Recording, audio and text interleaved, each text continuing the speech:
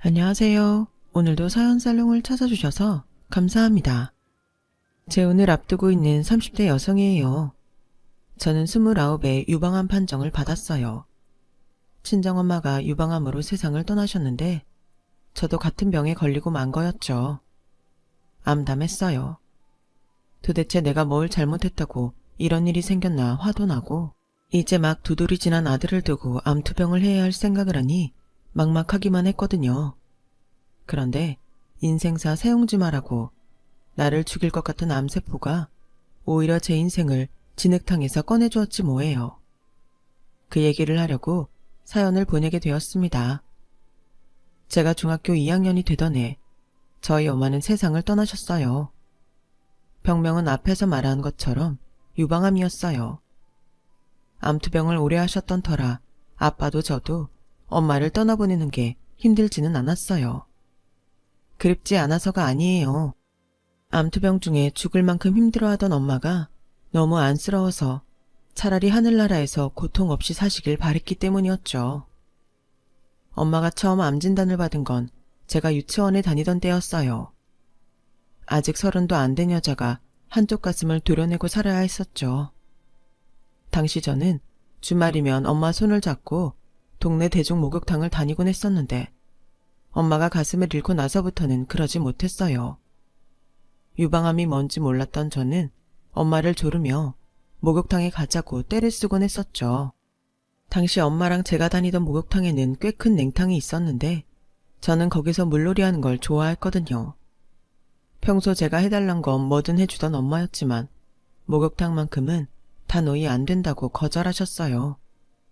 그럼 욕조에서 엄마랑 같이 목욕할래.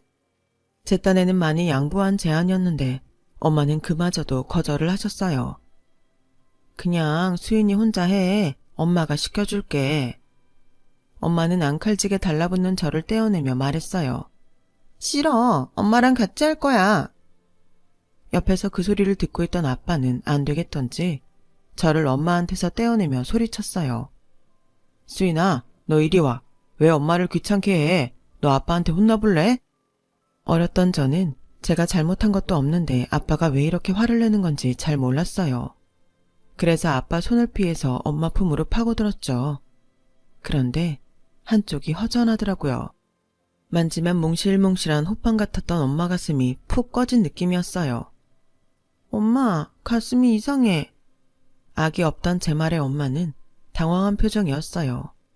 하지만 이내 평소 표정대로 온화하게 돌아와서는 제게 그러셨어요. 수인아, 엄마가 많이 아파서 한쪽 가슴이 작아졌어. 그 말을 하고는 빙그레 웃으셨는데 이상하게도 눈은 울고 있는 것처럼 불쌍해 보이더라고요. 아직 철도 덜 든 어린 아이였지만 엄마의 슬픈 눈을 보고도 같이 목욕하자고 조를 수는 없었어요. 그래서 그때부터는 엄마한테 같이 목욕을 하자는 말을 하지 않았어요. 한쪽 가슴의 상당 부분을 제거했던 엄마는 제가 초등학교에 입학하고 5학년쯤 됐을 때 병원에 입원하게 되었어요. 암세포가 전이 되었거든요. 그때 이후로는 피눈물 나는 암과의 전쟁이었어요. 약간의 차도를 보이다가도 또 다시 상태가 심각해지고 그러는 사이 엄마는 정신적으로도 육체적으로도 황폐해지고 말았어요. 한창 엄마의 손길을 받아야 할 나이에 저는 오히려 아픈 엄마를 챙겨야 하는 처지였고요. 그래도 엄마가 살아있다는 것만으로도 위안이 되곤 했어요. 지금에 와서 생각해보면 가장 힘들었던 사람은 어쩌면 아빠가 아니었을까 해요. 아내 병원비에 집안 살림에 딸 육아까지 부부가 나누어 해야 했던 것들을 모두 혼자 떠안고 사셨으니까요. 지긋지긋한 항암 치료와 병원 생활을 끝내고 엄마가 세상을 떠나셨을 때 아빠한테 남은 건 껍데기뿐이었어요. 엄마의 투병 생활 중에 이미 가세는 많이 기울었고 아빠의 몸도 마음도 많이 망가져버렸거든요. 언젠가 아빠가 그러시더군요. 그때 제가 없었으면 모든 걸 포기했을 거라고요. 한 아이의 엄마이기도 한 저로서는 그 말이 뼈에 사무치도록 가슴 아프면서도 이해가 간답니다. 엄마의 투병 생활로 일찍 어른이 돼버린 저는 집안 살림을 도맡아 하며 학교를 다녔어요. 솔직히 그때는 상황이 그러니 당연히 받아들이고 살았던 것 같네요. 아빠는 엄마 병원비를 대느라 은행권은 물론 지인들한테도 상당 금액의 돈을 빌렸던 터라 이자와 분할 원금을 갚느라 퇴근 후 아르바이트까지 해야 했어요. 새벽녘에 지친 몸으로 집에 들어왔다가 몇 시간 뒤 회사에 출근을 하는 생활이 이어졌죠. 그렇게 죽어라 버는데도 아빠는 툭 하면 걸려오는 상환 닥달 전화에 시달려야 했어요. 종종 채권자가 집에 찾아와 한바탕 난리가 나기도 했고요. 한 치 앞도 안 보이는 캄캄한 시절이었는데 사람이 죽으라는 법은 없는지 빠져나갈 구멍이 생겼지 뭐예요. 수인아, 아빠 재혼하면 어떨까? 뜬금없는 소리에 어이가 없었어요. 집안 꼴이 이 모양인데 아빠는 여자가 그렇게 좋은 건가 싶었거든요. 재혼하면 지금보다 생활도 많이 나아질 거야. 이건 또 무슨 소린가 했는데 알고 보니 아빠 재혼 상대가 돈이 꽤 있는 여자였더라고요. 그분은 아빠의 중학교 동창이었어요. 퇴근 후 대리운전을 하다가 손님으로 제외했다고 하더군요. 그리고 며칠 뒤 아빠가 모처럼 외식을 하자며 저를 데리고 패밀리 레스토랑으로 갔어요. 우리 형편엔 가당치도 않은 곳이었죠. 그런데 그곳에 도착해보니 아빠가 왜 이런 대로 저를 데리고 왔는지 알겠더라고요. 테이블에 예쁜 아주머니 한 분이 먼저 와 기다리고 있었거든요. 안녕, 아줌마는 아빠 중학교 동창이야. 수인이라고 했지? 아빠랑 참 많이 닮았구나.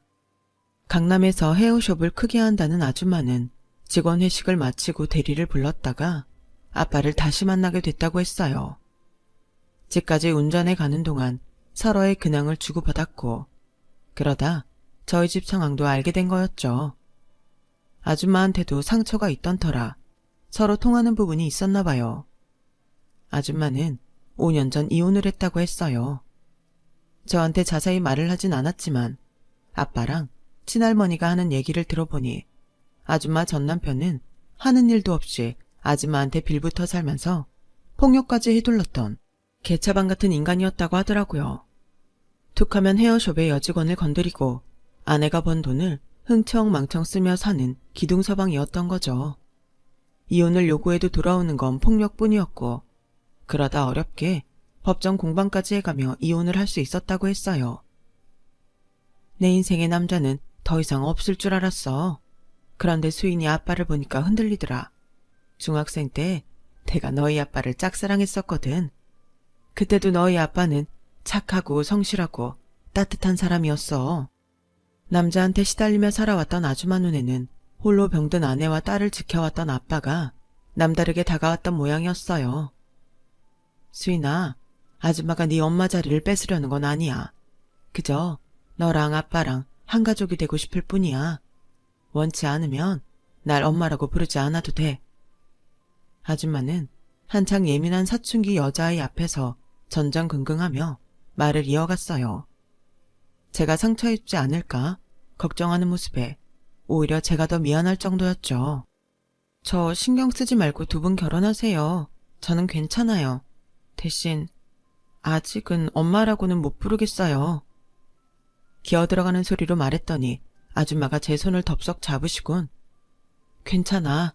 그리고 고마워. 아줌마가 열심히 노력할게. 그날 만남을 계기로 얼마 뒤 두 분은 살림을 합치셨어요. 아빠랑 제가 아주머니 집으로 들어가 살게 된 거죠. 한강이 내려다 보이는 강변의 60평대 아파트였어요. TV에서 보던 연예인 집 같더라고요. 가구도 하나같이 고급스럽고 방도 5개나 되더라고요. 겨울에 외풍도 심하고 결로 때문에 베란다에 검은 곰팡이가 잔뜩 피어있던 저희 집과는 천지 차이였어요. 무엇보다 아줌마가 아빠 빚 정리를 다 해주셔서 더는 채권자한테 시달릴 일이 없었죠. 아빠도 더는 아르바이트를 하지 않아도 되었고요. 제가 다니던 학교는 이사간 집에서 꽤 멀었어요. 노선도 이어지지 않아서 버스를 2번 갈아타야 했죠. 그런데 아줌마가 전학을 반대하더라고요. 몇 개월 지나면 졸업인데 지금 전학을 가면 친구 사귀기도 힘들고 겉돌게 될 것 아냐?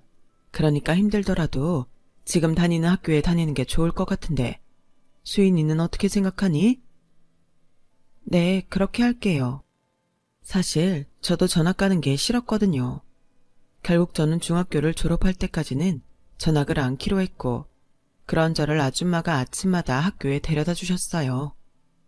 등굣길 차 안에서 아줌마는 제게 많은 이야기를 들려주셨어요. 저랑 조금이라도 가까워지려고 노력하는 게 보였지만 아직은 돌아가신 엄마 생각에 쉽게 아줌마를 받아들이지는 못하겠더라고요. 그래도 밀어내지는 않았어요. 말없이 아줌마 말을 들어주는 정도였으니까요. 하루아침에 신분 상승이라도 한 것처럼 생활이 완전히 변해버린 저에게 더 놀라운 일이 하나 있었어요. 학원이요? 저보고 학원을 다니라고요? 좀 있으면 고등학교에 진학할 텐데 선행학습도 해야 하지 않겠어? 대학 입시도 금방인데. 어려운 형편 탓에 학원은 꿈도 못 꿨던 저는 학원에 다니라는 아줌마 말에 싫다기보다는 가슴이 설렜어요. 공부가 좋아서 그랬던 건 아니고 저도 이제 관리를 받는 아이라는 생각 때문이었죠. 그래서 아줌마를 실망시키지 않으려고 정말 열심히 공부했어요. 덕분에 성적도 많이 오르게 되었고요. 형편 탓에 일찌감치 대학 진학은 포기하고 있었는데 저도 모르게 슬슬 욕심이 나기 시작했어요. 공부에 재미가 붙기도 했고 수능 성적만 잘 나오면 아줌마가 대학도 보내주실 거라는 막연한 기대 때문에 그랬던 것 같아요.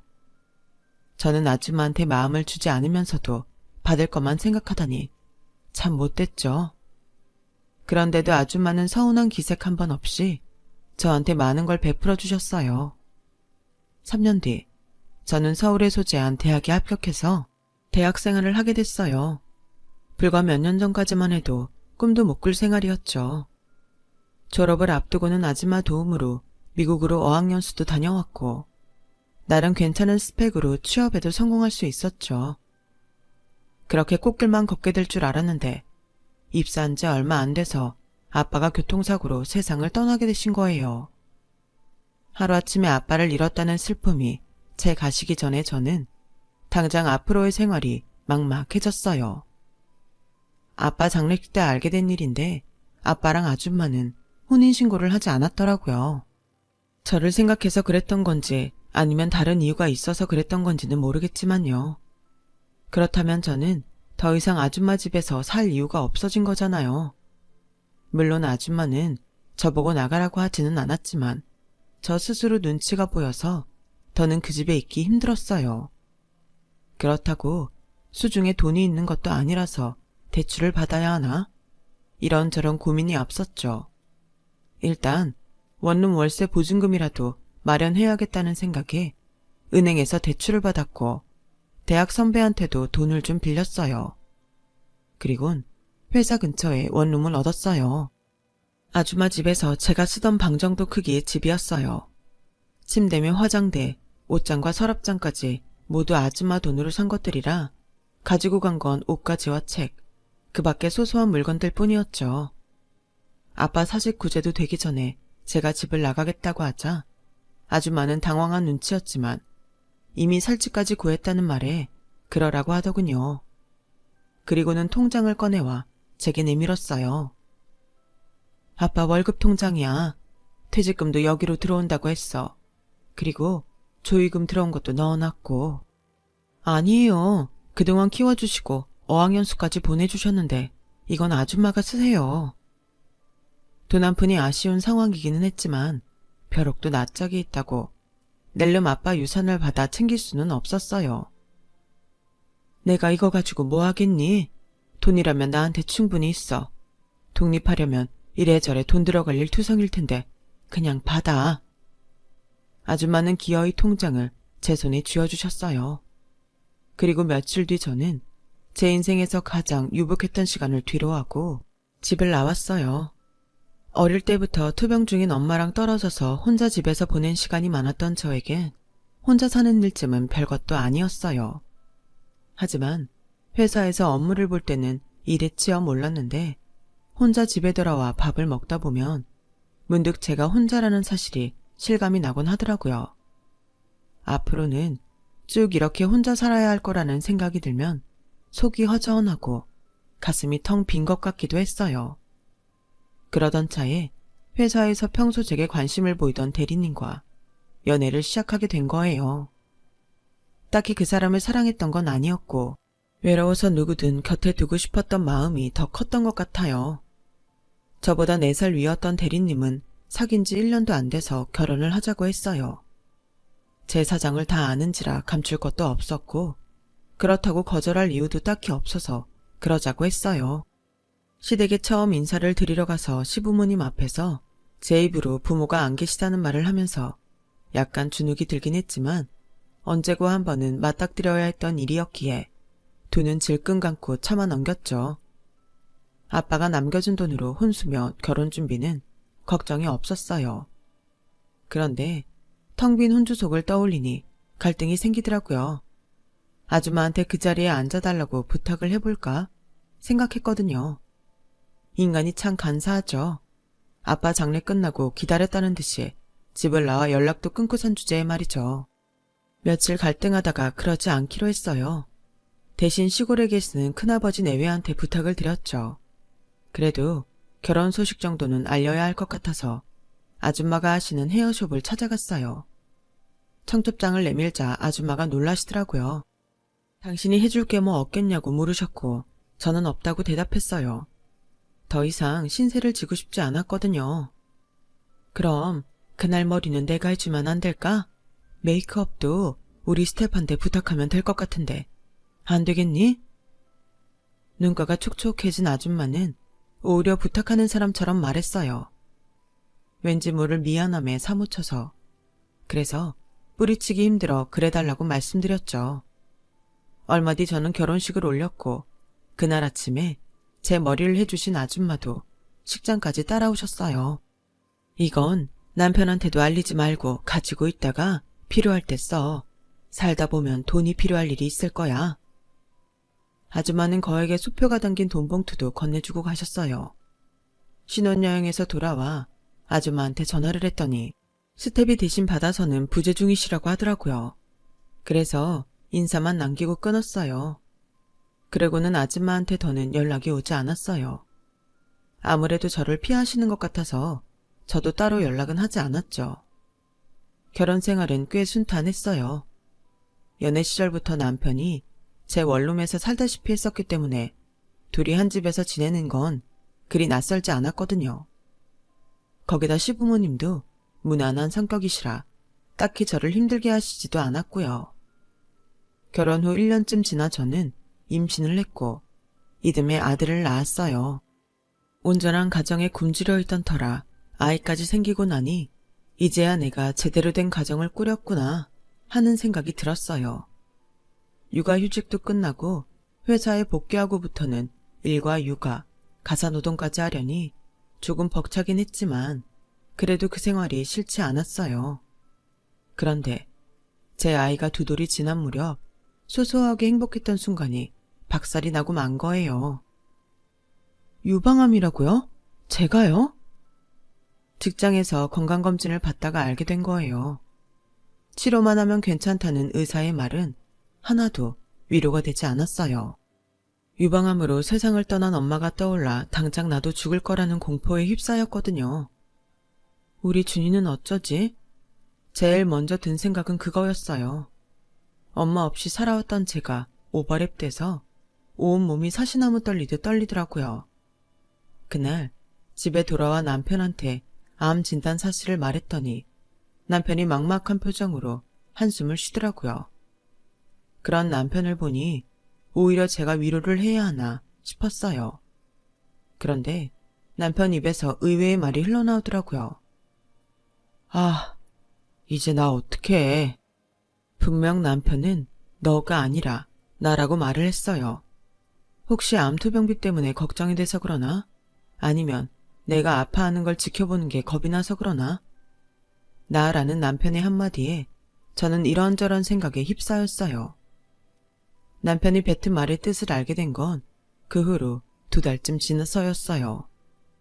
회사를 그만두고 항암 치료를 받고 있던 중이었는데 남편이 누런 서류 봉투를 내밀더라고요. 이게 뭐야? 이혼 서류. 나도 이런 결정 내리기까지 고민 많았어. 근데 딴 건 몰라도 가슴 없는 여자랑은 도저히 안 되겠더라. 뭐? 고작 그런 이유로 이혼을 하자고? 수술이라고는 해도 다 드러내는 것도 아니고 부분만 떼어내는 거야. 선생님 말로는 사이즈에 큰 변화도 없을 거라고 했다고. 아니, 그걸 떠나서 가슴 조금 도려낸다고 이혼을 해야겠다는 발상 자체가 난 이해가 안 가. 당신, 내 가슴 보고 결혼한 거 아니잖아. 그러자 남편이 뚱한 표정으로 그러는 거예요. 그것도 중요한 이유긴 해. 알잖아. 나 가슴 만지는 거 좋아하는 거. 아무리 조금 떼어낸다고는 해도 수술까지 한 가슴을 어떻게 주무르냐? 만질 때마다 꺼림칙할 것 같단 말이야. 그리고 돌아가신 자기 어머님도 유방암이었다며. 당신도 결국 암 재발해서 죽게 되면 그때 난 어떡해?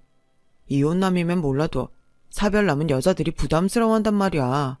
그러니까 그냥 여기서 끝내자. 수술 받고 항암 치료까지 하려면 당신이 애 키울 여력도 안 될 테니까 준이는 내가 키울게. 위로금 차원에서 위자료도 줄 테니까 우리 이혼해. 암에 걸린 아내를 위로해주지는 못할 망정 재혼이 어려워질까봐 미리 이혼을 하자는 남편 놈 말에 기가 막혔어요.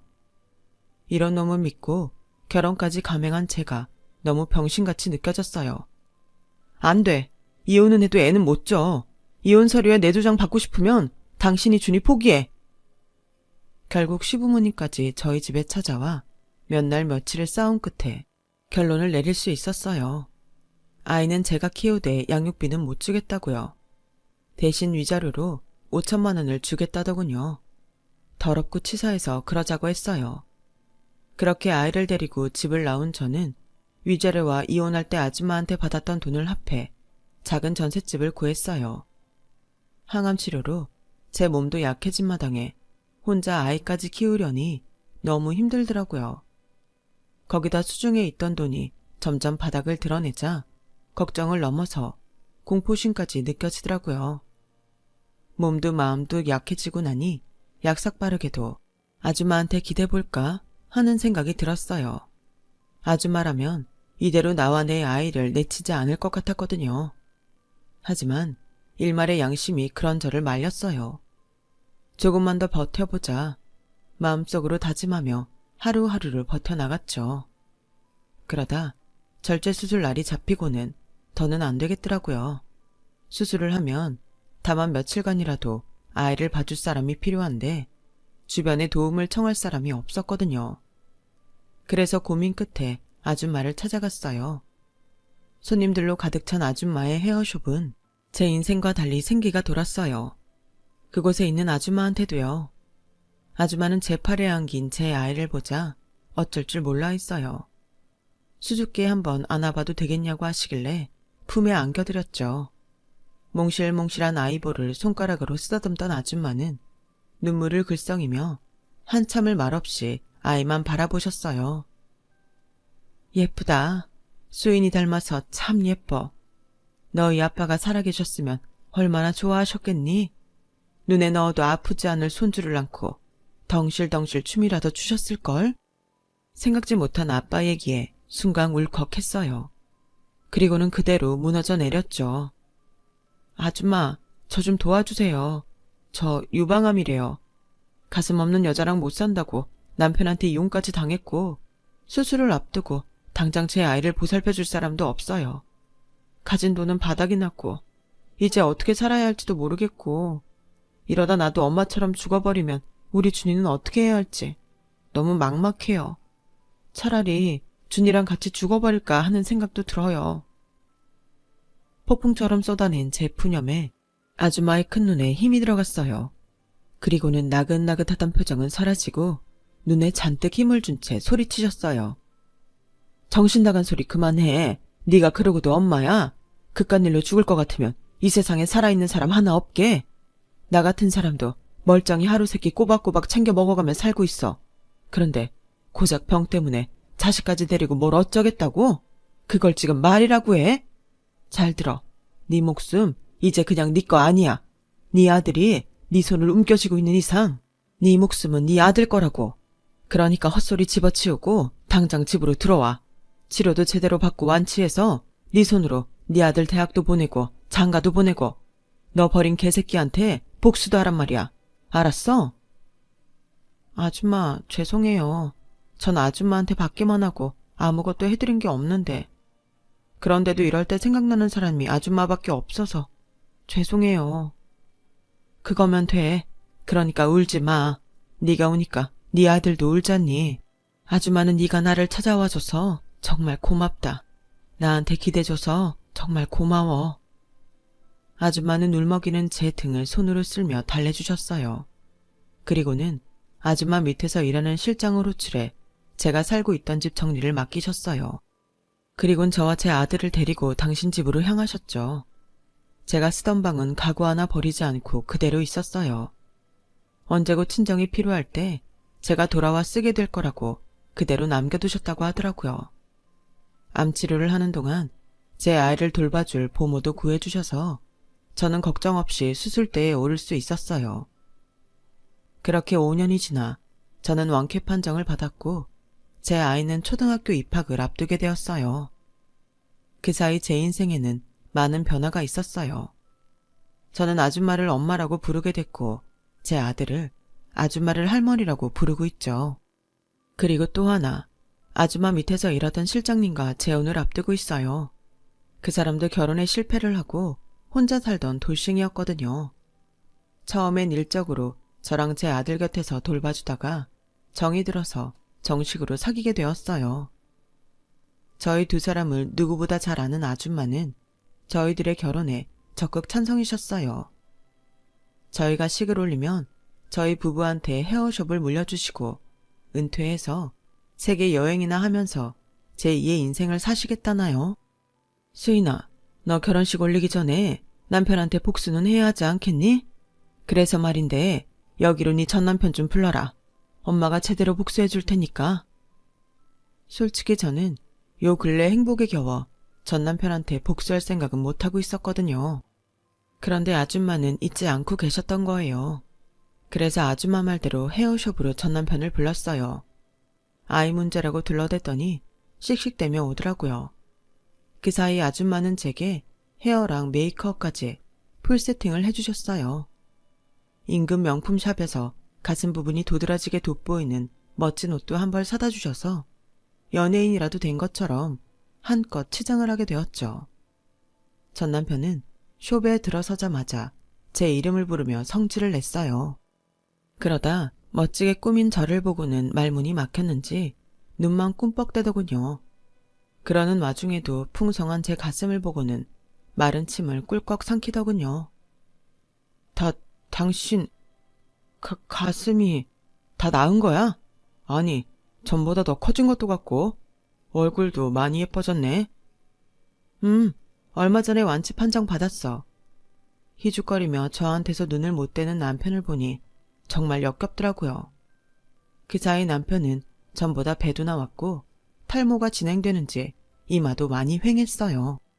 일단 저는 아줌마 사무실로 남편을 데리고 왔어요.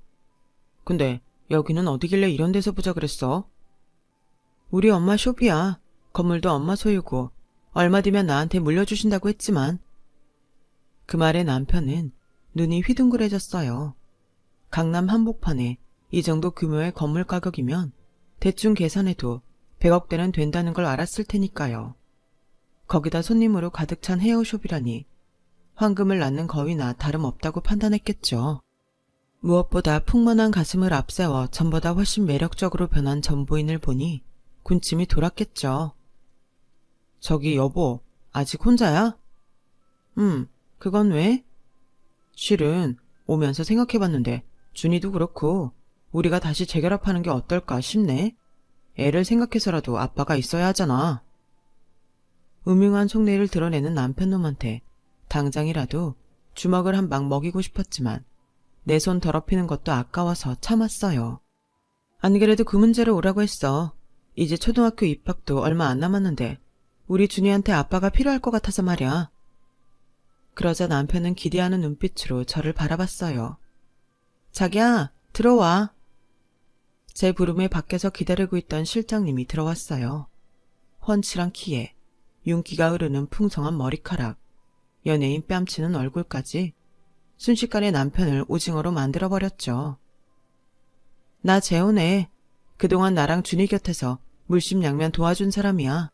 준이가 이 일을 어찌나 좋아하는지 그래서 더 결혼을 서두르게 됐지 뭐야. 이제 준이 성도 바꿔야 해서 그 얘기하려고 불렀어. 아, 그리고 재결합하자는 제안 말인데 단 거절할래. 내 옆에 있는 우리 자기 보면 알잖아. 그쪽이랑은 상대도 안 된다는 거. 어디 감히 비교가 돼야 비교도 하는 거지. 주제 파악 끝났으면 그만 가봐. 아, 온 김에 이거 받아갈래? 내 청첩장인데 호텔에서 하니까 식사는 잘 나올 거야. 와서 밥이나 먹고 가. 불룩 나온 그 배를 보니 스테이크 몇 접시는 먹고 가겠네. 그럼 잘 가. 제 말에 남편은 얼굴이 붉어져서는 어깨가 푹 꺼지더군요. 자기도 안 거죠. 현실적으로 내가 자기를 택할 일은 없다는 것과 누가 더 우위를 점하고 있는지를요. 이혼 6년 만에 복수도 하고 진창에서 나와 꽃길을 걷고 있는 저는 앞으로 펼쳐질 새 인생에 부풀어 있습니다. 힘든 시절마다 제 손을 잡아준 아줌마, 아니 내 두 번째 엄마한테도 평생 효도하며 살 생각이에요. 지금까지 제 사연을 들어주셔서 감사합니다. 항상 건강 조심하시고 즐거운 하루하루 되세요. 여러분, 사연 댓글에 응원과 현명한 조언 부탁드려요. 좋아요와 구독은 저에게 큰 힘이 됩니다. 오늘도 좋은 일 가득하세요.